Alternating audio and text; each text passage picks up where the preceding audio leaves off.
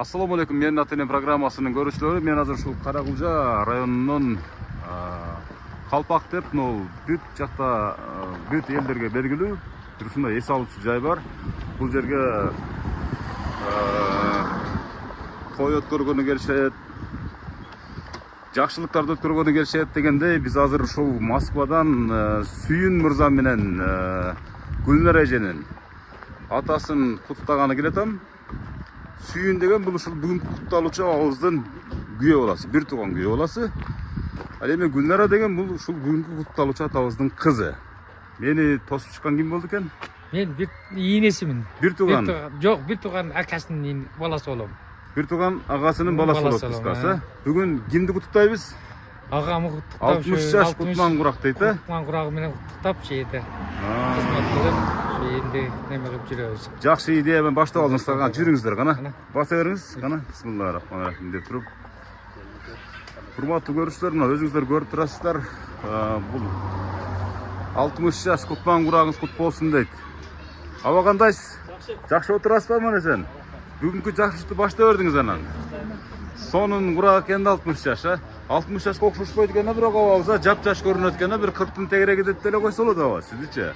Атыңыз ким? Жаныбек. Жаныбек. Ушу Сүйүн деген күйөө балаңыз барбы? Бар. Москвада, э? Москвада. Гүлнара деген өзүңүздүн кызыңыз. Гүлнура. Гүлнара эже, кечиресиздер. Мынакей урматтуу көрүүчүлөр, ушул Сүйүн мырзанын атынан кайнатасын куттуктап атат. Ушул менин атынан программасы атайын чакырып, ушул бүгүнкү иш-чараны ушул кадрга түшүрүп коеюн деп ниет кылды да. Ошон үчүн ушул мени жөнөткөнүн атайын оштон келди. Мынакей аба. Кандай отурасыз? Мына ушул программа келет деп ойлодуңуз беле, ойлободуңуз беле? Жок, такыр. Такыр ойлогон эмессиз. Эч ким айткан жок, бири дагы. Кандай таасирленип атасыз эми мына ушул бүгүнкү иш-чарада, кандай толкундануу болуп атат? Толкундануу эми адамдар көп келген сайын өзүм мурунку кеткен немелерин эстеп, 60га чыкканына ишенбей турам. 60га чыккан, дагы эле жаш дедиң. Бирок 18 деп согуп аткан чагы, дык-дык эткизип. Тез өткөн ушу 60, кандай 60га чыгып калды. Ошону айтам да, убакыт учкан куш деп коет да, ушул өзгөчө акыркы мезгилдерде убакыттын тез өткөндүгүн байкап атат деп бардык эле адамзатчы. Бирок аба чын-чынын айтканда мына ушул сюрприз катарына келмекпиз өзү негизичи. Анан бирок биз айтып деп эле келдик, башкалар билет болчу, сизден башкалар билет болчу да. Эжебиз билет, мына жаныңызда өмүрлүк жубайыңыз турат мына. Эжебиз жана Атамбек экөөбүз бир аз маектештик. Канча балаңыз, канча небереңиз бар аба? 2 ұл 2 кызым. 2 ұл 2 кыз. Небереден? 11. 11. Саны улана берсин, көбөйө берсин. Чебере көрүңүздөр, кыбыра көрүңүздөр, Кудай буйрса, туурабы? Азыр ушу сизди тегеретип турган бүт ушул бир туугандарыңыз, эң жакын туугандарыңыз. Мага караштуулар. Бир туугандарым, досторум, классташ досторум. Быйылкы чоң апабыз. Бул жак энебиз, э? Бул 80ден ашкан энебиз. Кандай отурасыз эне? Жакшы отурасызбы? Ат жөнүм Өмүрзак Азимкулов жалаң энелерди, аталарды куттуктайм. Ушинтип Каракулжа районуна аябай көп келем. Şu угуп калган жайыңыз барбы? Оштон келдим, Оштон, атайынчы. Бүгүн агабыз 60 жаш юбилей өткөрүп атыптыр. Ошону куттуктаганы келдим. Сүйүн деген күйөө баласынын атынан келдим, Москвадан. Гүлүнүн күйөөсү, Гүлүн. Гүлнур эженин күйөөсүнүн атынан. Ушу Гүлнур эже да кошулду мына ушул сюрпризгечи. Кандай отурасыздар анан? Балдар бар экен, ушунчалык силерге окшогон жакшы адамдарды алып келип, мындай кылып апасына, атасына сүйүнтүп, сюрприз кылып, жашырын айтпай дебей кызыбыз жөнөтүптүр. Биз дагы аябай сүйүнүп атабыз. Биздин уулубуз ушу мактаганга тил канча болсо ошончо нерсе жетпейт да. Сөз менен айтуу мүмкүн эмес деп койсоңуз. Сөз менен айтуу мүмкүн эмес деп. Сөз менен айтканга жетпейт. Бул баламын туулган күндөн баштап чоңойгонуна чейин аябай интересный, орусча айтканда, кызык, ушунчалык аябай серьезный неме бала эле. Эне орусчаны жакшы сүйлөйт, ошо 80 жаштагыңыз делеби? Жакшы сүйлөйт. Энең орустар менен жүрүп ошо сал неметип калган. Неме кичинесинде 6 жашарында чачы күп болуп кетиптир да. Анан кийин мен erkeletip başın pitip ketti desem bir yıl janıma gelmey koydu. Uyalıp deseniz ha. Uyalbay ele meni korkutup Sizni korkutup tarınıp deseniz ha. Tarınıp. Gel desem bolboyt. Gel beri desem bolboyt. Men oşanda uşunun gökbet uşunday özüne tıkan ne jigit Öjörlügün ha. Oylogomda jengeme aytıp akam açsam akam oşan öğret dep oşan süйлөнгөн. Keyin biz oylogondoy, biz tilegendey, biz жакшынакай суранып койгондой жакшына жигит болду. Адилет деген баласы бар. Өзүбүздүн менин небирем ушунчалык жакшынакай тарбиялаган. Анан кийин ошо сюрприз кылган Гүлү кызыбыз бар. Анан берки кызымна Элмира кызыбыз бар. Анан Акбала деген сонун келишкен уулубуз бар. Ушулардын бардыгын уулун семетейдей кылып, кыздарын айчүрөктей кылып тарбиялаган жигит да бул. Сөздү караңыздар, мына укмуш сөздөр булар. Ушунчалык тарбиялаганга талант керек балам.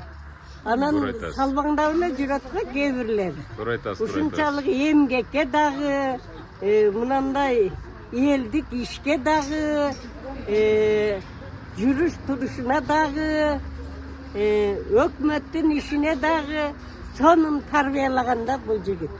Ошондон жазбайсың, өмүрүң узак болсун. Өзүң мындан тарбия алгың келет. Ошону айтам да. Устаттан шакирти кыйын чыгыптыр деген сөзгө байланыштырып атасыз дейм ошондо. Уялабыз, анча-мынча сөздү сүйлөп койгондон. Агабыз бул сөздөрдү уккан сайын жашарып барат. Жана бир аз беттеринде буручтар барлар жоголуп кетти да бул сөзүңүздү уккандан кийинчи. Өзүмүн балама өзүм Суктанасыз мындай, көз тийбесин, бирок суктанасыз кадимкидей. Өзүм сыймыктанам. Манакей. Ушунчалык балдар. Мындан өткөн керемет сөз бар, туурабы? Кудай буйруса, балдары Кудай кааласа өзүнөн ашык балдар болот деп ойлойбуз да. Ай, рахмат. Эми биздин ушу кичинекей круг туугандардын ичинен ушул жигит баш көз болуп, ушул жигит каалагандай нерсени аткарып, биздин оюбуздагы нерсени айттырбай аткарат. Ошого ким себепчи деп ойлойсуз ошол жигиттин мыктылыгына, ушунчалык бир кыракылыгына ким себепчи деп ойлойсуз? Эми ого эрте токтойт. Токтоп тур. Айтыңыз. Ога эрте. Ушундай жигитти Кудай кааласа өмүрү узун болсун, өрүшү жайык болсун, заманы тынч болсун, балдары урмат сыйды көрбөсүн. Бул жөнөкөй эле тарбиялап, жөнөкөй эле неме кылган жок. Канча эмгек менен болду. Туурабы балам? Туура айтасыз, туура айтасыз. Өзүң балдарыңа жөнө тур, мындай бол, андай бол деп турасың. Анан ушул жашка келип, сонун балдарды тарбиялап койгон үчүн бул дагы арыктабай жигит болуп жүрөт. Ошондон жазбасын, эне, рахмат эне. Эмгектин күчтүүлүгүнөн. Абдан сонун сөздөр сүйлөнүп атат. Атына заты жарашып, жакшы жубай жолуккан экен. Мынакей эми өзүңүзгө келип атасыз эне, мынакей. Жакшы жубай жолуккан экен. Бул жубайдын эмгеги дагы аябай күчтүү. Сөзсүз эне, сөзсүз. Таланттуу, эстүү. Жакендин колуна кол, путуна пут, эсине эс, көзүнө көз. Мен муну келгенден баштап эле кыйын кыз экен деп ойлогом. Муну Жакен өзү бизди башкарып туруп өзү алган. Алып бербейбиз дегенбиз. Чындык эле. Башында жактырбагансыздар. Ооба. Мындай эле айтсаңыз. Илгери магазинчилерди априс деп коет эле. Илгери сен эми кичинесиң билбейсиң. Магазинчини ошентип коет эле. Анан мен чалма барыптыр акам, кайнагам. elden burun mağa aytты. Anan keyin balam Alper Bey'imiz dep. Anan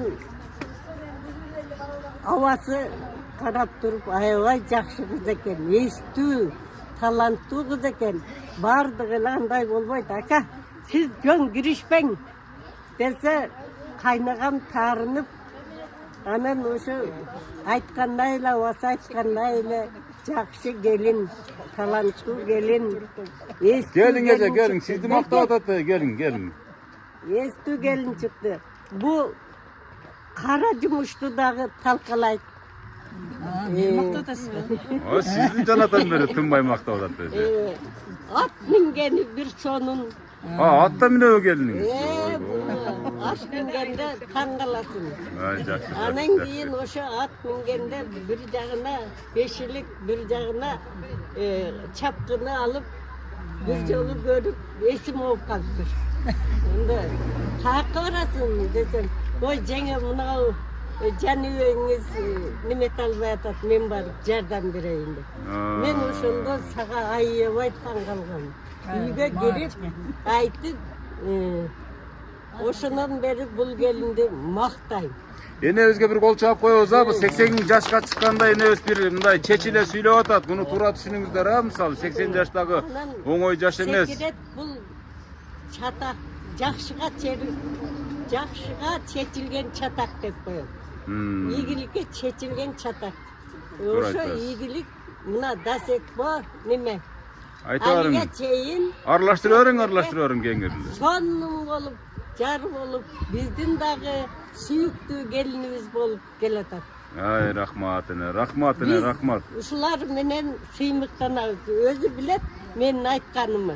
Туурабы? O da sizin tarbiyаңыз менен ушул буга жетишип атат да, эне. Дайыма ушу жакшынакай болуп, Жаныбектин колуна кол болуп, эсине эс болуп, Жаныбекти жакасы эч качан борокер болбойт. Дайым аппак, кийген кийими таптаза, күйөө баладай кылып алып жүрөт. Ошо да, Аял рахмат. жакшы болсо, Эр жакшы болот, туура айтасыз эне. туурабы? Kol çap koyuңуздар ha, enebиз aябай жакшы сүйлөдү enebиздин сөзүнөн кийин эми башка адамдарга да сөз берейли, Кудай кааласа. Ооба. Enebиздин батасын аягында албайлыбы? Кандай дейсиздер а? Азыр сиз даярданып туруң батагачы, мына келген коноктордон да бир аз интервью алайлы, күн жаап бербесин. Андан кийин сиздин батаңыз менен жыйынтыктайбыз да эне. Азыр бир аз мына ушул Жаныбек агабыздын 60 жылдыгына келген ушул тегеректеп турган эң жакын урук туугандарыңыз болот, бала чакаңыз болот дегендей. Анан жана Адилет мырза эме менен байлап Гүлнур эжелер менен байлаштырып койсоңуздар жакшы болот эле. Алардын убакыт аябай тар экен. Бир сүйлөшүп алсын, андан кийин конокторго сөз берели. Кандай дейсиздер? Кимде телефон бар? Сүйүн экенин же болбосо. Ошо берип койсоңуздар. Ага чейин эжебизден сөзгө тартып туралы эже. Мына ушул абышкаңыз деп коелу. Эми жигитиңиз деп деле койсок болот экен. Чыкып турганын караңызчы Жаныбек агабыздынчы. Ушунчалык сиздин мээнетиңиз, ошон үчүн мен жанатан бери сурап атпаймынбы?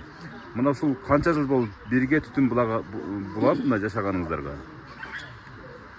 Жигитим экөөбүздүн табышып бирге жашаганыбызга 38 жылдын жүзү болду. Ушул жылдын аралыгында 2 кыз, 2 уулдун ата энеси болуп, Кудай кааласа шүгүр. Бардыгы жакшы. Ушул кишинин шарапаты менен ушунун доорунда жашап келатабыз. Бактылуу өмүр сүрүп келатабыз дегеңиздер э? Ушундай ак куудай болгон энебизди кантип таап алдыңыз? Бир сүйүүгө кичине кайрылбайсызбы? Кантип таап алдыңыз? Же сизди таап алды? Кээ бирлер айтат, мени таап алган депчи. Ал эми көп жыл мурун ошо 37 жыл мурун болсо керек. Ошто бул торговый техникумда окучумун. Мен айыл чарба техникумда окучумун. Биздин жатакана булардын окуу жайына жакын. Ошол себептен ошол жерден таанышып, бир мероприятие болуп аткан экен, ошол жерде алып баруучу болуп, староста экен. Лидер айым болгон экен да, ошондо эле. Көзгө бастыңыз, жүрөк түкүтүк болду. Дагы бир окуясы болгон, мунун комнатасына барып турчумун да. Анан чай ичкени барчубуз, ошондо бир конфеттер койгон, ошол ат түркү. Анан ошол бөөсүн алып, божуна салып коюп койгон экен. Аны мен билбей эле барып ошол конфетти жеп алганымда анан булар күлүп ийишкенде кагап кеткен да. Капыла жүтүлгөн. Кагап жүтүп жүргөн. Жуту бергеніңіз жақсы болгон экен. Эгер сыртқа чыгарып койсоңуз анда эжем сизге буйрубай калмак Ошондо экен. айтышкан жандагылары. Болду, экөөң бактылуу болосуң деп. Ай, рахмат. Эми абышкаңызды бир жашынага бир куттап коюңуз, колун кармап, жүзүн сүйүп дегенде качандан бери айтып элеңиз, мен сени сүйөм абышка деп. Канча болду айтпаганыңыз, кайтыңызчы бир. Абышканы Кудай кааласа өмүр бою сүйүп эле келатам. Ошо кишинин урматы менен ушу даражага жетип, Кудай кааласа. Шүгүр. Анан келем жаке. Кол чаап коебуз эми, бекер турбай мисалы, кичине шаңдуу. Күнү үчүн чогуу көрөлү. Ооба. Ушу тууган урук, эл журт, тууган мына достор менен ар дайым биргеликте бололу. Жакшы күндөрдө эле ушинтип жүрө берели. Куш келипсиңер силерге дагы. Анан биз ушул алыскы Россия жеринде жүрүп, эстеп, ата энебиздин ушундай юбилей болуп атты эле атабыздын деп жөнөтүп аткан мына кызыбыз, уулубузга, Гүлнур агай, Азиретке чоңдон чоң рахмат. Мынакей урматтуу көрүүчүлөр, мынакей күйөө баласы Сүйүн мырза менен Гүлнур эжебиз мынакей. Балабыз. Бул баласы. Буякта Гүлнур эже турат да? Азыр күйөө балаңыз да байланышка чыгып калышы мүмкүн мынакей. Сүйлөшө бериңиздер мынакей. Кандайсыңар? Кыздар балдарым? Жакшы элесиңерби? Жакшы ата, өзүңүз кандайсыз? Жакшы. Жакшы көрүп турганыңардайсың деп. Менен өзүңүз жакты каратпайсызбы? Атаң жактыбы? Өзүңүз жакты каратпайсызбы? Мынакей, ошон башка. 60 жаш кутман курабыңызды кут болсун ата. Рахмат. Денсаулыкта болуңуз, оорубаңыз, жүздөн ашык жашаңыз. Биздин төрүбүздүн көркү болуп, апам экөөңүздөр узак жашаңыздар. Сиздерди жакшы көрөбүз. Сиздин баарыңыз бизге дем, күч, кубат берет. Сиздерге чоң ыраазычылык, мамилеңиз менен сизди өстүрдүңүздөр. Баарыбызды жогорку билимдүү кылдыңыздар. Рахмат чоң. Рахмат кызым. Мынакей, энебизге жакындап туруң эле энебизге. Акбала сүйлөйсүңбү? Сен сүйлөп коюн баарын убаксың. Бул балаңызбы? Өзүм алдында. Сүйлөй бериңиз.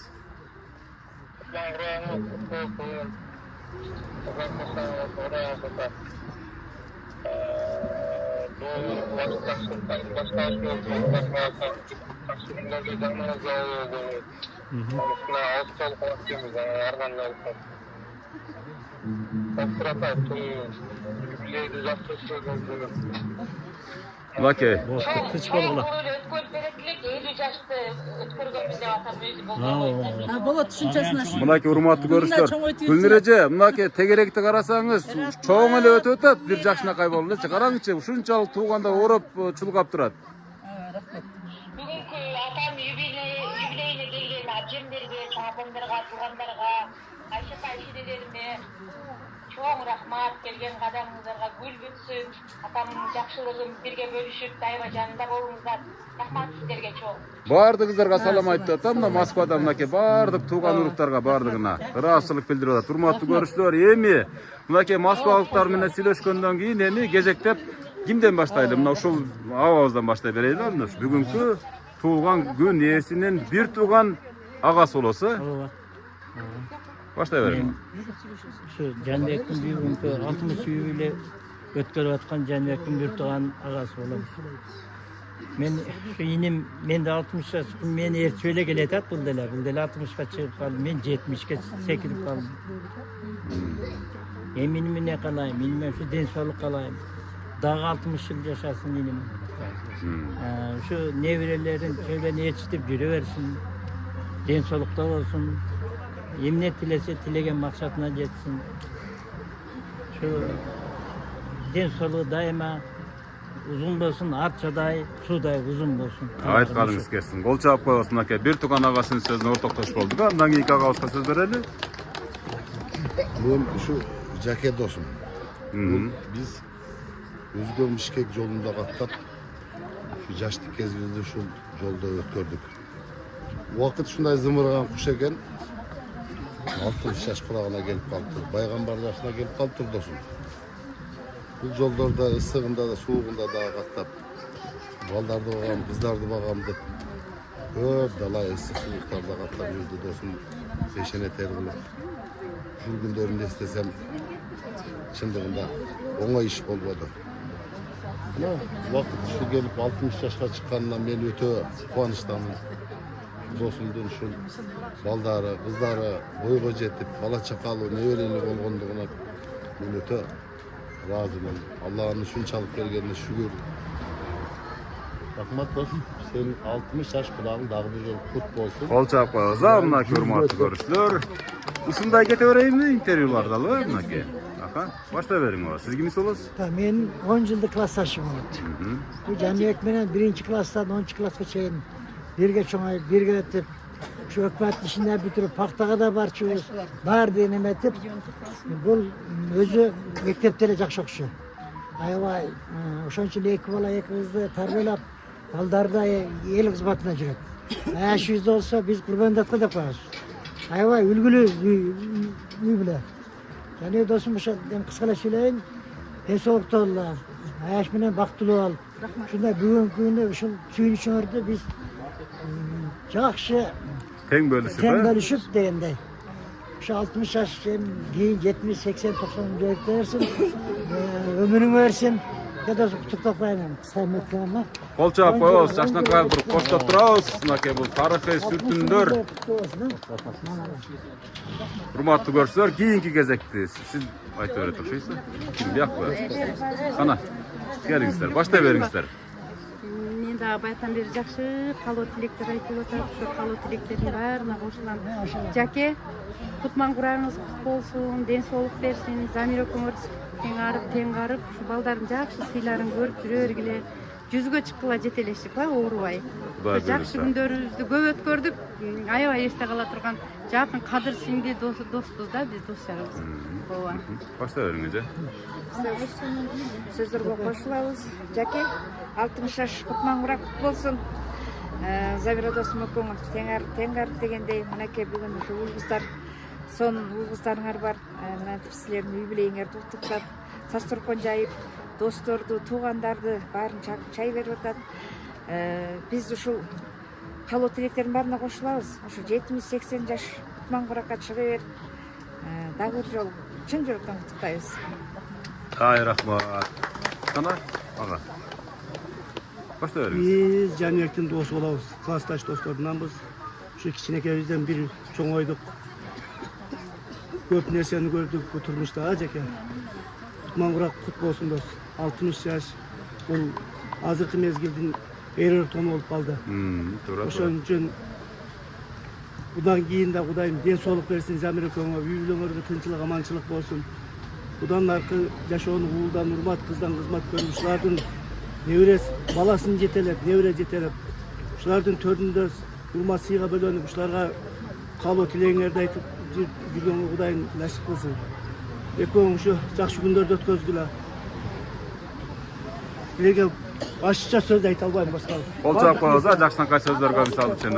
Москвадан внезапно келген, келбекен. Анын жакта бир туугандары, кудагыйлар бар. Мейли. Аны ушул ошо баладан алып коюшка. Келиңиз ана жакыныраак келе бериңиз бул жакка. Москвадан келди дейт.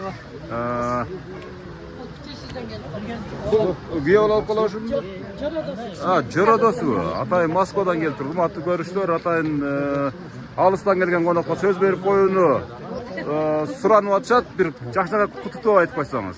Assalamu alaikum tuğanlar. Жақсы күн екен бүгін.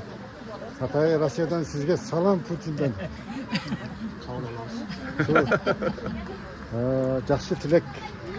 Бүгінгі 60 жаш, құрақ жаш. Құттықтайыз. Шын жүректен үй-бүлеңізге бақыт талай. Жеңем, уыл қыздардың күшіменен бары 80, 90, 100-ге шығын. Невелерімді көріп, олардың деміменен 120-ға шығын және ека. Сіз бар екен, сенен бар екен, үшінші туғандарыңыз, бір туғандарыңыз бар екен. Ең бақытты адамсыздар. Doğru айтасыз. 120-ға шығыңыз, 120-ға келейлі, үй білейлі. Азыр ошого барып калабыз Кудай буюрса, азыркы темп менен Кудай буюрса. Жаныбек агабыз өзү 60-га чыккан менен 40-тын кырын көрсөтүп турбайбы? Кана эже бир-эки сөз сүйлөгөнчө калпакты кийгизебиз. сарпайып тапшырабыз. 60 жаш курагыңыз кут болсун. Жеңилдик болуңуздар, тең карыңыздар, ушу балдардын үйү үчүн көрүңүздөр. Ушулардын неберелерин, чеберлерин пешенесине бар болуңуздар, төрдүн көрүп болуп жүрөңүздөр. Ушу дайыма ушу жакшылыктар болсун. Барыңыздарга ден соолук, ушул жерге келген меймандарга бактылуу каарылык каалайм сиздерге. Ай, рахмат, рахмат, урматтуу көрүүчүлөр. Россия жергесинен келген коноктордун сөзүнө ортоктош кылды. Кана эже, сиздер кимис болосуздар? Мен ошол 60 жашка чыккан бир тууган эжеси болом. Бир тууган эжеси, мынакей. Бүгүн эми бир жүрөктөн чыккан калоо тилектер айта бериңиз, эне. Сүйүнгөндө кандай сөздү башташтырам. Туура айтасыз, туура айтасыз. Бүгүнкү юбилей кут болсун. Өмүрү узун болсун, бакты талайлуу болсун. Замира экөө тең арып тең карысын. Кандай тилектер болсо Аллахым ушуга кабыл кылсын. Балдарын дайым сый урматына ушундай ээ болсун. Кудай кааласа мына балдар кыздары сыйлап ушинтип тойлорун өткөрүп атат, жакшылыктарын. Көрөт деген ушул жакшылык Кудай кааласа. Дагы мындан ары узагын дагы көргүлө. Ошо балдар кыздардын өмүрүн берсин, багын берсин, бала чакалуу болсун, өнүп өссүн. Ар дайым ата-энеси ушинтип сыйласын. Ата-энесине балдарына ак тулпарды алып берип, гүл тулпарды насип кылсын, буйрусын, ак жолтой болсун. Тилек максаттарына жетсин. Урук тууганы менен, бир туугандары менен, эли журту менен, дос чарлары менен дайым ушундай жакшылык үстүндө бирге болсун. Рахмат, эне айтканыңыз келсин, чоң рахмат. Кана эже, өзүңүз кошумчалай бериңиз. Мен бир тууган жеңес балам. Экөөңө чын ден соолук, узун өмүр. Эми ушул мулдан урмат, кыздардын кызматын көргүлөн, небере чеберлердин той насип болсун, ден соолугуңар болсун, кайгы капаңар жок болсун, короңор толок той болуп, үйүңөрдө дайыма тойлор болот. Ой, рахмат, сонун сөз экен. Өтө маңыздуу, мазмундуу сөздөрдү айтты эжекебиз. Эң улуусу. Эң улуусу, кудагыйлардан эң сулуусу мен болом деп башлай бериңиз. Кандай және жакшы үчүн бүркө кутман курагың кут болсун, ден соолугуң болсун, ушу бала чакаң күнү үчүн көрүп, ушулардын тоюнда урматсыга ээ болуп жүрөр, ар дайым. Биз эми жакшылык кылма, жогору жакка жакшы сөздөр айтып, бардыгына кошулабыз, Ай, рахмат, рахмат, бар болуңуздар, мынакей. Келиңиз ага. Куда биринчиден ушу Кудагай экөөңүздөргө ушу ден соолук, өмүрүңүздөр узун болсун, ушу 60 жаш юбилейиңизде кут болсун. Ушулдан урмат, кыздан кызмат көрүп жүрө бериңиздер, ар дайым эле ушундай тойлорду өткөрүп жүрөңүздөр. Кудай ушу тынч болуңуз. Жалаң жакшылыктарга келиңиздер, келиңиз эже, бир эки сөз Bizler кошсоңуз. koşularız, hurmatlı Kudağdağ'ı toy mübarek olsun, toyumuzlar toygulansın. 60 yaş емес 120 açığımızlar. Şunday jaş bolup жүрөңүздөр. Денчиликте болуңуздар, оорубаңыздар, сыркабаңыздар. Жашыңыздарга жаш кошуло берсин. Ай, рахмат эже, кана аке. Саламатсыздарбы? Şu Жанибек менен Замира кудагыйым. Жанибек, Замира şu өкөңөрдүн ушул тоюңар да, өкөңөрдүн ушул. Ушундай торкол тойдун көбүн өткөзө берле şu. Балдарын берек кылып турушу, белегиңер кут болсун. Дайым şu жакшылыктарда минип жүрө берле şu. Силерге şu ачык асман şu узун өмүр каалайм. Ай, рахмат, рахмат. Мен ниетим ушу. Жанбек, Замира, бүгүн кутмагың курагыңар болсун. 60 жаш марекеңер ушу болуп, ден соолугуңарды берсин, узун өмүр жашагыла, ден соолук, үйлөрүңөрдө тынчтык болсун. Ушу каалаган ой максатыңарга жеткиле. Ушу дагы бир 40 жашка чыккыла, ушу Кудайым 100 жашын сизден айырбасын. Сиз 40'ты бердиңиз, элдер 60'ты берип атат. Ана, Siz Suyun менен Гүлнуранын апасы. Заказ менен Замира. Биринчиден Кудай ден соолук берсин, өмүр берсин, ушу бала чакаңардын күнү үчүн көрүп, мындай жаштын көбүн берсин Кудай таала. Ойноп күлүп, балдардын ризкисин жакшы күндөрдө жолугушуп жүрө берели. Ай, рахмат, рахмат, рахмат. Сүйүнүн акасы Мээринбек. Сүйүн агабыздын агасы экен, мынакей. Сизден жакшы сөз болсун. Toyunuz mübarek olsun Janibek. Жакшылыктар болсун дайым. Ар дайым ушундай жакшы күндөрдө жолугушуп жүрө берели. Ошо. Тойлор болсун, жалаң тойлор болсун. Да, кимдер калды? Сүйлөй тургандардан барбы? Достор эми келбесин. Эми мындай кылайлы, урматтуу көрүүчүлөр, биз жанатан менен бул баннер тартып атабыз, 60 жаш куттан курагыңыздар кут болсун депчи. Күндүн ачык жарыгында биз байкебиздин, ушул Жеңиш агабыздын, ой, Жанбек агабыздын, Замира эжебиз менен бирге өткүзүп аткан тойдун көркүнө дагы бир көрүп кошуп аткан бир белек бар, Замира эже турабы? Бул белек кимдин атынан болуп атат? Уул кыздарынын атынан, уулдар. Ушул сиздер кураган армиянын атынан. Ооба. Кан жаныңыздардан чыккан балдар кыздардын атынан. Мынакей урматтуу көрүштөр, ушул топтолгон элдин артында ак тулпар турат. Жүрүңүздөр гана. Ким күлүчүн берип та күлүштү өзүңүз болсо. Кана. Адилет мырза, келиңиз. Барыңыздар чогуу бул жака келсеңиздер, урматтуу көрүштөр, мынакей. Мына атама белек дейт. Мына ушундан өткөн бактылуулук барбы мынакей? Карабайсыздарбы? Сонун темир тулпар, келишкен тулпар, мынакей азыр мына эң жакын адамдар менен ушу Жаныбек агабыз кошо келатат. Бул тулпар сизге сюрприз болду да Жаныбек ага, туурабы? Буга чейин деле тулпар минсеңиз керек, бирок мындайын биринчи жолу минип атасыз азыр, чын-чынына келгенде. Качан белек кылышты, анан кандай бир сюрприз кылды, бир эле эсте каларлык кылып туруп? Иштеге деле айткан жок мага. Мен өзү техникада жүргөм, мындан мурун деле машинам бар болчу, минип жүргөм, жөө жүргөн эмесмин. Анан ушу саат жаңылайлы, сал мындай жашыңызга жараша бийигирээк отурум деп ушуну алып беришти. Болчап койбосо, агабыз кана бир ачкычын алып туруп берди, ачып туруп бир мотордун бир үнүн угуп койбойлубу? Кандай дейсиздер мынакей? Кана жүрүңүз. Бул жактан барабыз, руль тиякта экен мынакей. Басып бериңиз, урматтуу көрүүчүлөр. Эми бул негизги белек эмес. Балдар үчүн мына ушул Жаныбек агабыз менен Замира эжебиз негизги белек. Мынакей урматтуу көрүүчүлөр. Мындай болуп турасың сен? Мынакей урматтуу көрүүчүлөр, жаңы темир тулпар Замира эжебиз менен Жаныбек агабызга белек кылган балдар кыздарына Аллахым ыраазы болсун. Жактыбы машина? Жакты. Мынакей бардыгы мынакей кол чабып атышат туугандар. Мына ушундай белек ар бириңиздерге буйрусун, мынакей ар бир баладан, кыздардан болсо дагы мынакей папылдатып, кубанычында чек жок мынакей урматтуу көрүүчүлөр. Жакшылыктарга миниңиздер. Ар дайым. Жаныбек ага, мына ушул учурдан пайдаланып айтсаңыз, мисалы, ушул жашка чейин кандай турмушту баштан кечирдиңиз? Эмне жумуш кылдыңыз? Ошого бир кызыгып сурагым келди да. Өз окуу жайды бүткөндөн кийин совхоз колхоздо бригадир агроном болуп иштеп жүрдүм. Андан кийин союз удурагандан кийин ушу жигитке жетип ишенер аздык кылат деп ошо техникумда ушу техниканы башкара турган удостоверение алып, армияда танк айдап, ушудан техникага өтүп кеттим. Иш жокуна байланыштуу Ош Бишкекке 18 жыл каттадым да. Ушу балдарды окутам, чокутам, билимдүү болсун, наны бүтүн болсун деп ошо жумуштарды кылдым. Рейсте деле иштедим.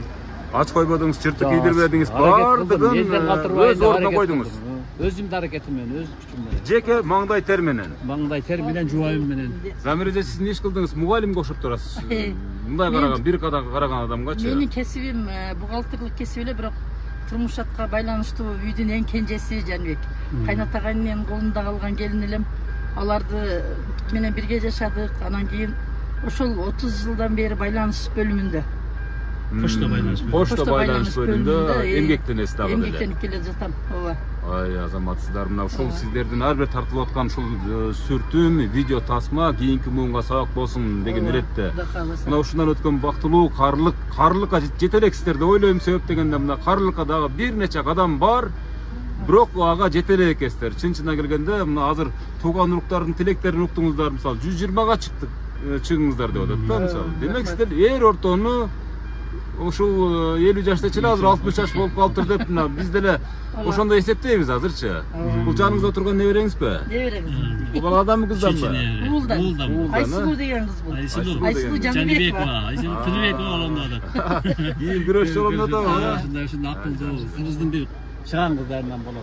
Жакшы, жакшы. Эми мындай урматтуу көрүүчүлөр, бул тулпарга да отургузуп алдык. Өзү негизи бул тулпарды буга чейин алып берген, эми баягы бирок али сыны бузула элек, дагы эле Жаныбек агабыздын толкундануусу кете элек учур, туурабы? Тулпарды минип жакшылыктарга барып атасыздар. Жеңем салып, бежем салып алып туруп, туурабы? Ошентип жүрө бериңиздер ар дайым. Азыр эми элдин алдына чыгып туруп, дагы бир тапшырма алып санат карасыздар, анан эне өзүнүн батасы менен жыйынтыктайбыз. Анан тойду баштай бересиздер, Урматтуу көрүүчүлөр, мына ушундай жаштакай тулпар өзүңүздөр көрүп атасыздар, мына. Сонун белек, сонун белек. Мындан өткөн белек барбы? Азыр сүйлөй тургандар кошулуп калдыбы, кошулбай калдыбы? Сүйлөй тургандар барбы дагы? Куттуктап айта тургандар. Келиң, бир эки сөз куттуктап сүйлөп коюңуз, ооба. Замир эжесинин чоң кызы Жан эжесин. Кана ата энеге болгон бир калуу тилек. Мен ушул ата энеме биринчи эртен чоң ыраазычылыгымды билдирем. Ушул бизди жарык дүйнөгө алып келип, татыктуу тарбия берип, балалыгыбызды аябай бактылуу балалыкта чоңойткон. Бизди баардыгыбызды жогорку билимди кылып, турмуштан өз жолубузду таптырып, аябай жакшы. Ушунчалык бактылуу ушундай адамдардын кызы болуп калганыңызга. ооба. Кана бетин жыттап, бир жытын жыттап, колун кысып, бир жакшынакай алып туруп куттап коюңчу кана. Бул жакшылыктан чыккан көз жаш, кубанычтын көз жашы. Кол чаап коебузбу эке? Жок, бул сүйүнүп аткандагы көз жаш. Сүйүн. Ооба, туура. Мына урматтуу көрүүчүлөр, эң чоң кыз экен, Бул биздин эң чың кызыбыз. Мынакей карабайсыздар. Балалык сезимди биринчи тартуулаган наристе деп койсоңуз болот. Эми сиз үчүн наристе да дагы эле буларчы, туурабы? Дагы ким калды сүйлөй тургандардан? Келиңиз эже, беракка келиңиз.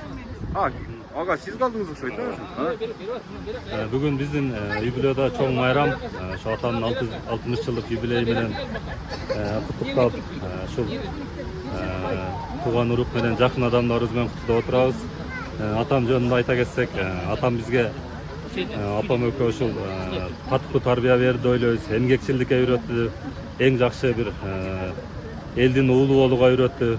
Атам менен, апам менен биз ар дайым сыймыктанышыбыз керек. Ошол ата дагы да 60 жылдык, 70 жылдык, 100 жылдык юбилейиңиздерде ушул жакындар менен, эл журт менен бирге тосолу, ошону Кудайым насип кылсын баарыбызга. Дагы да бир жолу ата юбилейиңиз менен 60 жылдык юбилейиңиз менен куттуктайм. Ар дайым ден соолукта болуңуздар, апам экөөңүздөр. Нуризадан эки ооз сөз анан. Кана бир эки ооз сөз.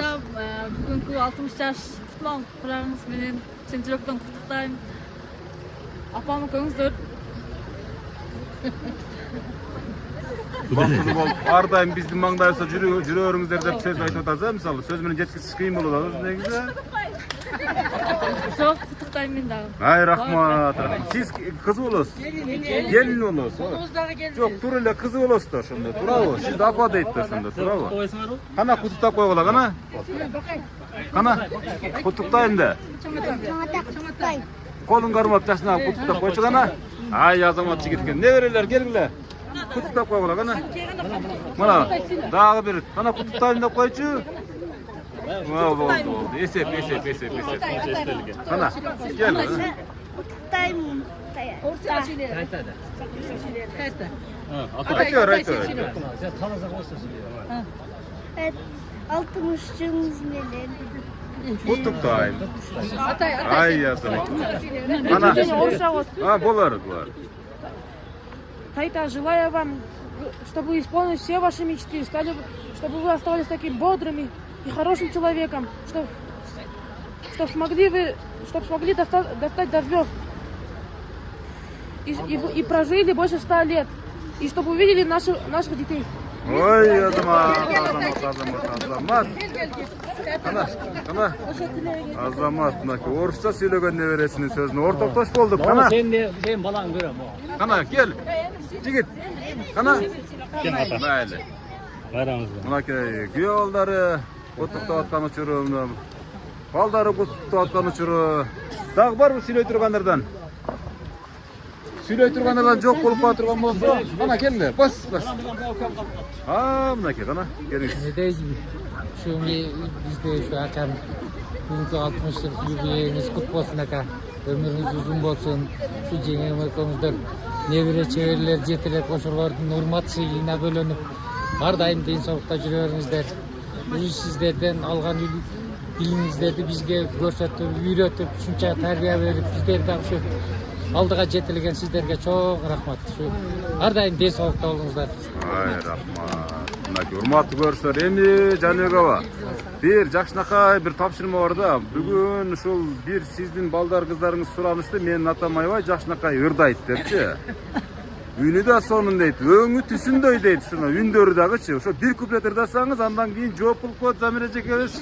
Андан кийин энебиздин батасы, анан ресторанга кирип кетебиз. Ушундай тапшырмалар бар. Кана ата. Şurada жақсы өлгенде. Аштан өшіп қойырыз. Жақсы өлгенде біреумен. Мынаки естеді атабыз. Бозорған тонын етегі, бозорып туман кетеби, ботол көз анла мен мындай, боздосам үнім, чақырсам үнім, ымдасам үнім жетеби. Ой, азамат, суланыс бар бұ жоқ бұ?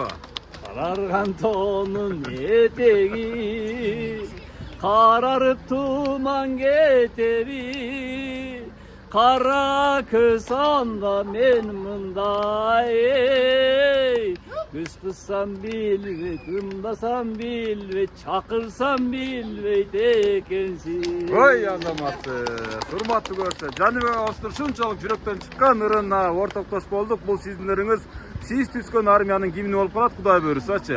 Балдар қыздарыңыз ардайым алыста олау, жақында олау ұғып, құсалықтарын жазып тұрышмақшы деген ойда осана. Замиреже, бүгін ұрдап бересіз атауызға, билелесе билеп деле бересіз, не десе қыласыз да бүгін тұрауы? Сізден бір жақсынаққа көр болсын. Ырға даярдым бадым еді, мейлі. Анда бардық елі келген қонақтарыма арнап, туғандарға арнап. Мен бүгін барыңарға барғым келді деген ұрды беріп білетіндер. Мен бүгін барыңарға барғым келді, құшақтап жаныңарда болғым келді, құшақтап жүрегіме қысып алып, құсалық сағынышымды айтқым келді, құсалық сағынышымды айтқым келді. Мынаке сонын ырлар, мынаке бұл ырлар, бұл сүтүндөр бір күн келет, балдар кыздары мисалы $1 миллион да сатып алып отырған бір күн келет мұшу елестердичи. Ошон үчүн ар бир бала кыз болобу, мисалы небере болобу, таятасы атасын сүйүнкөнгө милдеттүү. Бул пайгамбарыбыздын осуяты бар турабы? Ата-эне разаллах мураз дейт. Ошого мына ушул тасманы, ушул тасмада калып калсын деген ушу Сүйүн мырза тилекке каршы байланыша албай атабыз бизчи. Бирок кызыңыз менен байланышты, ошо күйөө балаңызга дагы бир жакшынакай ыраазычылык айтып койсоңуздар дагы жакшы болот мисалы. Кечиресиздер, жезден эми байланышка чыкты. Мынакей мен азыр эле Сүйүн мырза сизди айтып аттым эле, байланыша албай атабыз депчи. Мына менин кашымда сиздин атаңыз, кайнатаңыз дебей турайын, себеп дегенде ушунчалык жакшы көрөрүңүздү айттыңыз. Мына ушул сөздү мына ушул адамдарга айтсаңыздар, кана бул жакты каратып коюңуздар. Карап турат, айта бериңиз да. Баштай бериңиздер. Сүйүн ага, баштай бериңиз.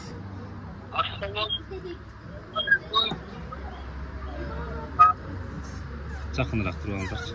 Жақынырақ келіп. Жок, экөөңүздөр жакыныраак туруңуздар. Сүйүнсеңки жакшы кылбайда калкатыраак сиздер.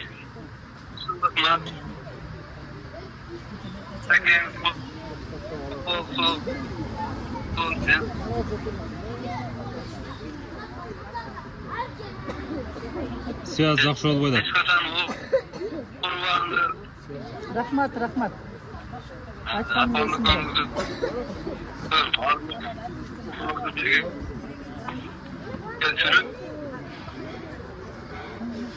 Курматтуу көрүүчүлөр, негизгиси ушул алыш жергесинде бир аз байланыш начар болуп калды окшойт да. Негизи жакшы каалоо тилектерди билдирип атат. Рахмат жезде. Рахмат. Сүйүн, күлөкөңөрдүн ушул сюрпризиңерди кабыл алып атабыз. Мына Кудайга шүгүр, эли журтубуз менен, тууган уругубуз менен силердин калаңор куттуктооңорго чоң рахмат балдарым. Силер дагы талаада жүрөсүңөр, ай жүргүлө, аман жүргүлө. Бактылуу болгула, силердин жакшы күндөрүңөрдү эле угалы. Сүйүнчүңөрдү угалы балдарым. Чоң рахмат. Силер дагы бизге окшоп арып карыгыла, балдардан көргүлө. Бардыгыңарга рахмат балдар. Ай рахмат, ушул инсандарга. Урматтуу көрүүчүлөр, биз жаната мер дээрлик 1 саатка жакын көрсөтүп тартып коюпбуз. Жаныбек агабыз боюнча мисалы ушул Жаныбек агабыздын 60 жылдык юбилейине келген эң жакындары дагы бир жүрөктөн чыккан сөздөрүн сүйлөп кетишти. Эне келиңиз эмне. Энебиз 80 жашка чыккан мынакей. Жаната мер 85 жашка. 85 жашка чыкса дагы кээ бир мөйрө тургандардын бели уюп кетип калышты да. Эне байкадыңызбы? Сиз белиңиз уйбай Uşu bökçebe şu trassadan beriçi sizge karaganda benim belim uyup ketти. Bирок сиздики уйбады бени. Эми мына ушул учурдан пайдаланып жакшы бир батаңызды бериңиз, анан тойду баштап жибериңиздер. Өзüm tanıştırayım mı? Эми тааныштырасызбы? Өзүңүз жөнүндө айтып бере бериңиз эне. Men ömür boyu 3 yıl yerde işledim. Birinci çalım aspirantura gitgende kaynata kaynem kolunda işledim 4 yıl muğallim oldum. İkinci nemede işledim. Kurmancan'dan nevresi çevresi Musa Payazovичтің kolunda akademik profesörün kolunda işledim.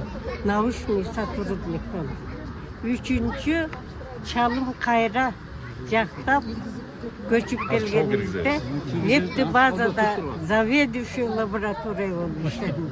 Çalım ошол университетте profesör akademik болуп иштеген kişinin biri, ilimpoz. Men ошо нефти базада иштедим. Çalım экөөбүз 58 yıl yaşadık. 6 balamız oldu. Anın akışı 82'de kayıp gitti. Emi buna al kayıtta bundan son yukarıları, balları, yaşına kayıp olup bir tuğam bolup, baldarım bolup, nevrem bolup, yaşına kayıp zat sıydın arasında жүрөм. Кандай ушул адамдарга бир жакшы батаңызды бериңиз эне. Улум, мен буга не калайм? Дүйнөдө кандай жакшылык болсо, ошонун бардыгын мен ушулардын үй бүлөсүнө ушул улума каалайм. Жакшынакай күндөрдүн арасында болсун. 7 kişinin ağzında olsa periştenin kulağında değil. Oşunda sonun adamların ağzında olsun. 7 kişi aylay çok kişilerin ağzındasın. Emi men sizlerge yetmez bakıp uzak ömür, temirdeyden soluk, jakşınakay gündün ısığınday makavat, üybilerdeki ıntımakçılık, baldardan mundan aradagı uçuğun uzarıp, tamırın jayılıp, nevre çevreli olup, uzak ömür sürüp, anavı juwayın menen Kuday koşkon koluna racıravay, daima kadırlı baybiçe aksakal olup, uşu bizden aramızda uzak ömür sürüp, ben aytıyorum 60 yıl ömür sürüp, geçmez vakit, gen devlet, uzak ömür, anan jakşı bakıp, baylıklı da Жаңғырта берді эне. Amin. Урматтуу көрүүчүлөр, мынакей Жаныбек агабыз менен болгон көрсөтүү аягына чыгып калды. Азыр эми топтолгон эл мына ушул жердеги ресторанга кирет, той башталат дегенде ага чейин биз программаны жыйынтап коер эле. Сиздердин да ушундай атаңыздар, апаңыздар болсо, куттуктап калганга шашыңыздар. Ар дайым кызматтан Атжан Өмүрзак Азимкулов, жакшы туруңуздар. Мына ушул Жаныбек агабыз менен Замира эжебиздин пейил аябай кенен экен, ниет таза экен. Biz programını büttük, Camgır başladı. Toy kulansın. Жақсы, kire veriңіздер эми тойга. Урматтуу көрүүчүлөр, мынакей Пазыл ата деген ресторан экен. Бул жерде калпак деп коет өзүн негизи. Кана жүрө бериңиздер. Болду, сүйлөшөбүз. Кана жириңиздер, кана. Урматтуу көрүүчүлөр, мына ушундай жакшынакай маанай менен программаны жыйынтыктайбыз. Жакшы туруңуздар, алдагы телефондорго кат жазыңыздар. Бүгүнкү программанын кезектеги чыгарылышы жыйынтыгына келип жетти. Той башталды мынакей.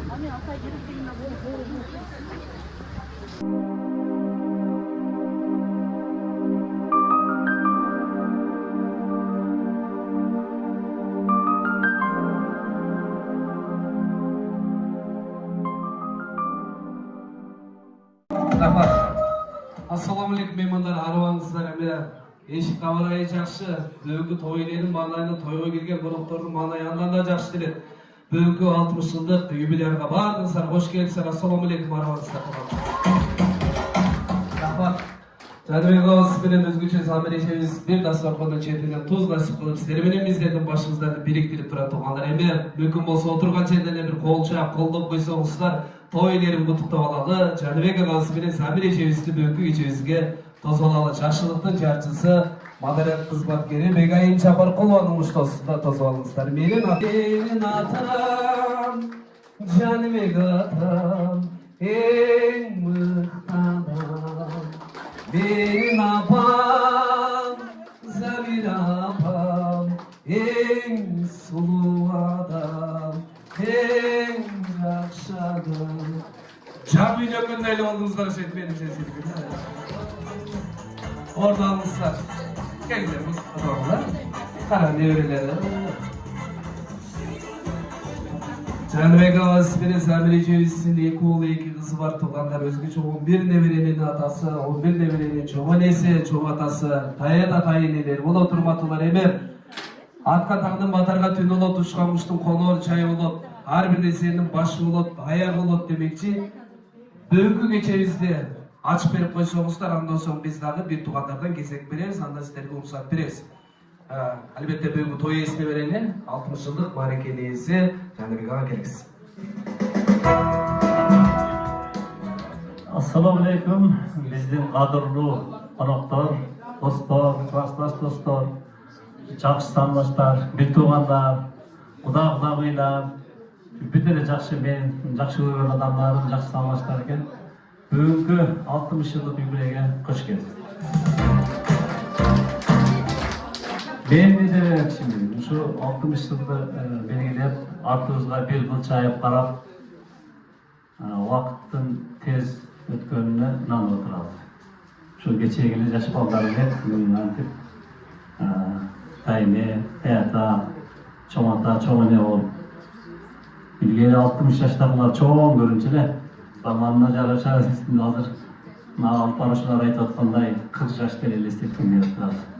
Nereye barınızı şöyle arıbayla, şu ballarınızdan şunday çoğaytkan gündörünüzді, oşolda kantip, oşolarda okutup çoğutkanlardı, oşoların rahatını şütüp görüntülüyor eyle. Bugünkü toyga kuş gelipsiňer, jakşı oturup, özüňözdün üýüňörde oturup toydu kızdıp, karşıdaşlar siler için toy, tuğanlar çoğun rahmat koştap bolsun.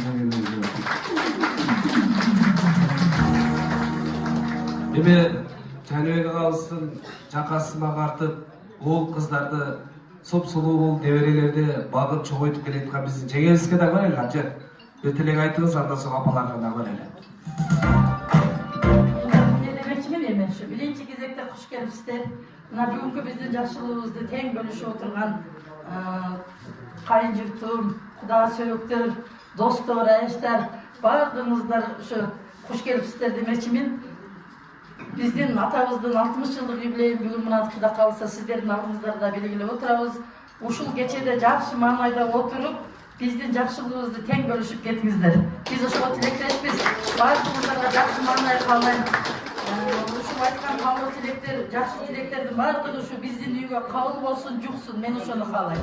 Dagı bir hoş gelipsizler. Rahmat.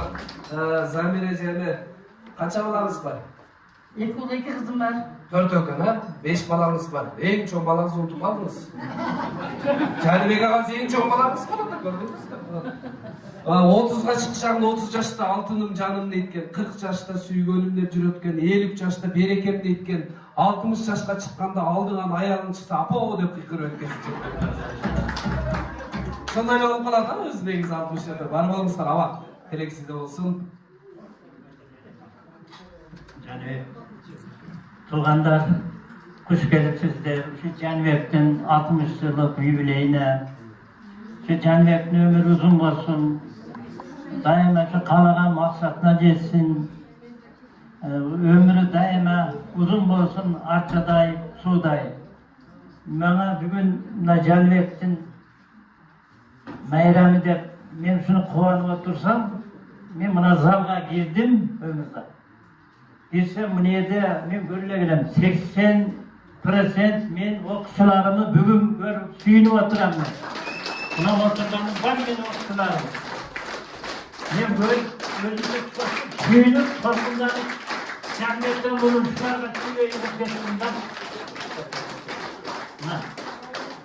Bulardı men şunda çoğulda görülemenim. 81.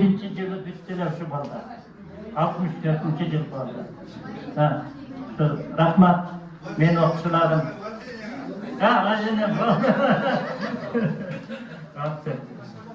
Yani toygular sınıfı. Ağay atınız kim? Nizamettin ağa. Muğalimnin tüşüğünde tüşük çok değil. Muğalim bul mömölü daraktar edi. Buna şunday okuçu uğul kızlarını tarbiyalap östürüp onu kez. Okuçu uğul kızlarınızın attığında men sizge tazim eden Жаратқан Аллах Таала ömür денсаулық берсін. Мына ысық чайдандар için. Ысық çaydanlar için. O pamuk çay. Üydögü жаш келиндерге ишенбең. Agay, üydögü жаш келиндер чайды кәдімелі қошып беріп атады. Өзіңіздер де için. Çoğune. Apam. Ben uşulardım en ulu havasının dayıkçesi olarım. Anam oşol havası ölse dağı havasındaydım sıylağınlar için. Ben uşularga çok rahmat, çok sıymık menen, jakşılıkta gözler menen, Kudayım kalasa uşularga ketbet bakıp, keng dönür, uzak ömür, temirdeyden soluk, hiç kaçan Kudai koşkan koldur hacıralagan, jakşılıkta üydülöden bolup, Uldun urmatın görgön, kızdın kızmatın görgön, bay biçe olup, çalkıgan, uçuğu uzargan, tamırı жазылған, ömürlü juvaylardan bolgular satarın geteyim. Men bulardın en aksakal çoğ apasımın çakırıptır. Emi sizlerge uşunça yer gelip katasın berip atkandan keyin Kuday sizlerge berep. Bundan başka dağı nevire görürsünüz, çevire görürsünüz, çevirenin soyun görürsünüz, nevirenin soyun görürsünüz. Uşunday ballarına çalkıgan yene tadı, sıymıktuğu menen barktaşıp, darktaşıp, ahiret baş bolup, nura baş bolup, jakşınakay Rızat keremettin üstünde alıp жүрgüler baldarım apaňardy. Biz dağı oşentip жүрgönbüz. Men sizlerge muna gelip oturgan kayınım aytıp atat, menin okuçularım dep. Menin kayınım, menin okuçum. Men kayınımı okutkadım. Köy-töygen kiçinekey balale. Oşo mezgilde okutup, jakşına kılıp tarbiyalap, okuğa dağı mına özüm girgizgem. Oşol okunu bütüp, jakşına juvaylı olup, biz menen teň ösüp, teň garıp kele jatar. Janibek bolsa, ol mezgilde jiji bolçu. Adam, mınavu turgan tuğanlar, ayabay ıntımak, jakşına Ben karısam da sizlerde kız da dileyim. Kaynımı Lukam olmasından kaynım da kayın yurtundaki rızat kılganlar rızat görürsünler mağak şu. 80'den aslanardağı jakşılakay bardık nerseni jayı menen koyup, jayı menen süylöp turguzlar. Sizlerge dağı yetmez bakıp teň dövlet uzak ömür, jakşınakay densoluk batarım. Rahmat, jakşı koyup ketkiler. Çoğune. Ağayım sizin okucunuz. Ben jana sizlerge termuz berdim go. Ağaydan eşikilerim. Oşo termuzdu oçurup dep işletti. Bir gün çaydanlar. Çoğune bir çaydanlar. Gelgisi çıkar. Hadi. Hadi. 60 yaş, nasıl kılsın, 5 yaşında, 5 yaşında. Şu sanırım bu tengarlar, hakkulu dayıveviçi olurlar. Şu bazılar kızların rahatsın görgülür. Daim şu jakşılığın görüp, süydüğün görüşüp, nevire çetelep, nevire süyüp, kuda kalasa, nevre, çevre, kıvranın olma, su içken yıkılayın, nasip kılsın sizlerge. Oşa nevre, çevreden toyunlar bile. Kanday dileğiniz olsa sizlerge bağırdığı bulayın, kavul olsun. Şunca gelen adamların bağırdığı hatası, kavul olsa sizlerge buyurup nasip kılsın. Her daim çaşındır olurlar.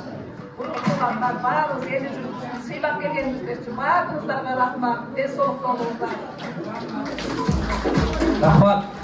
Eng hurmatly mehmonlar, бүгүнкү кечебизди ачыктап жарыялайбыз. Жаныбек агабызга айтарыбыз, Жаныбек ага 70ке чыгып жашаңыз, жылкынын этин ашаңыз. 80ге чыгып жашаңыз, селкинин этин ашаңыз. Буйруса 90га чыгып жашаңыз, толкунун этин ашаңыз. 100ге чыкканда мына ушундай туугандар менен аман болуңуз. 110, 120га чыкканда бар болуңуз. 150ге чыкканды билбейм, эмне болсоңуз ошо болуңуз. Ал жагына жооп бере албайбыз. Рахмат. Бар болуңуздар, бүгүнкү кечебизди мына ушинтип ачыктап жарыялайбыз. Белегиңиздерди тапшырып койсоңуздар, куттуктап койсоңуздар дагы болот. Ана урматтуу жакшылар, дагы бир жолу кош келипсиздер. Рахмат. Бая берип койдуңуздар, жакшы болуптур. Тойда да ушундай кылсаңыздар, башка тойлорго барганда да алдын ала берип коюп. Рахмат. Апама рахмат, апа рахмат. Алла разы болсун, өмүрүңүз узун болсун.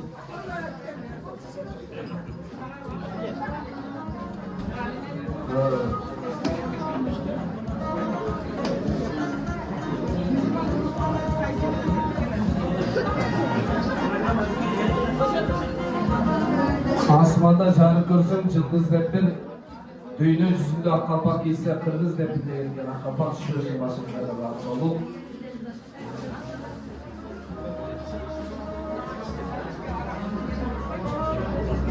Hem sizler de oturmuşlar canım, klastaşlar menен de oturup barlaşıp aldıdagı çöçöktön alыңızдар.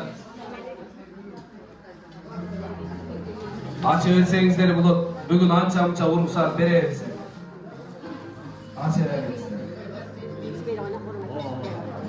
Kırız aytылат ко ичпедеши кыйын салып жатса, ыры шарапты күндө куруп таштабы ырым кылып бир жартысын жөргөтүп калган журдун карабагын башка эле. Анча-мынча алып көрсөңүздөр бүгүн майрам. Allah razı olsun gelgisler. Kutuktap gelgenlerge orman verirseniz bulun. Gelgisler kabul olsun.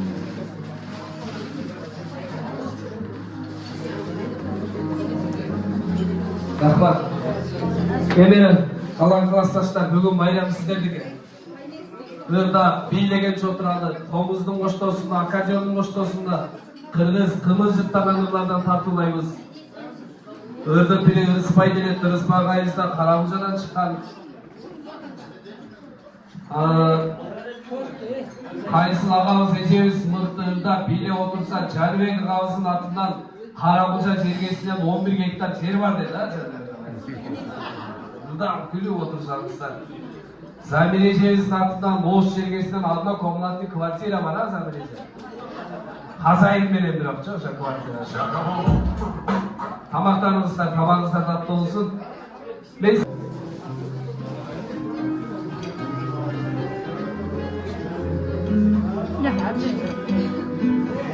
Rahmat. Kurbatlılar tabağınızlar tatlı olsun, göğünüzler şartlı olsun. Her birinizler göğünüzlerde yaşlılık, aylar olsun diye. Ayştağız beren Ayştağız'ın bu tutak geli oturgan bizden özgöçü ırkçılar var. Kırgız Respublikası Madaratlı Batıkız var, geri yaşlılıklı jarçısı Beygayin Jamarkon'la geleceğiz. Kolumuzun boşluğunda katılar konuşacağımızlar ama Kırgız Respublikası Madaratlı Batıkız var, geri bizim kurmamaya arayımız. Biz kurmamaya arayda ikinci rüspayla koyuyoruz. Kurmamaya arayızda talıysa, Karamıcan'ın kolu, Akajonun boşluğunda bıktırday, Kırgızbay arayızda yıllarının cengi cüzü, bıktırda kanalların cengi soğul, elbette Ayşe seni tutar, Kırgız Beygayin Jamarkon'la olamaz. Mikrofonu çok önemli, Zvoyla ona veririz ha. Umut Kuşat'ın öğretmeni. Gel.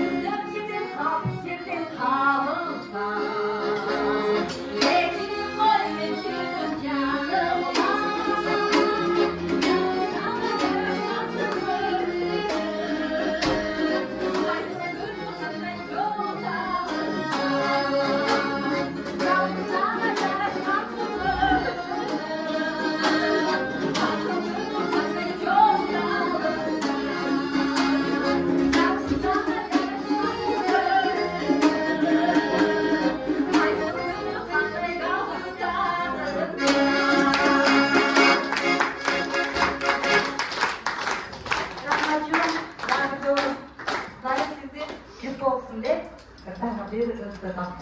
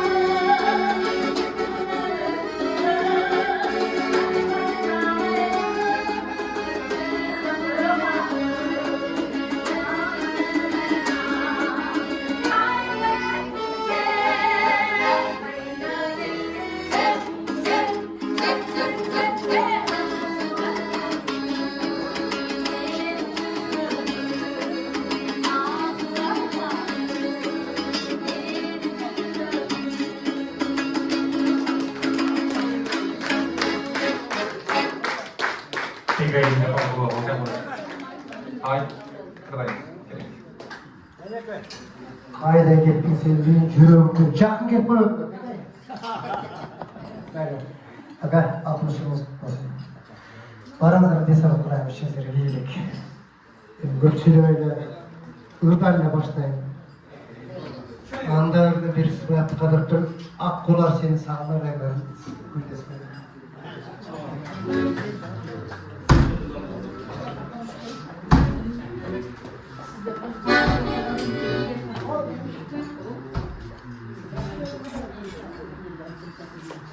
Ağabeyim anlatsa kalırsa seni bilesiniz o gelirsin.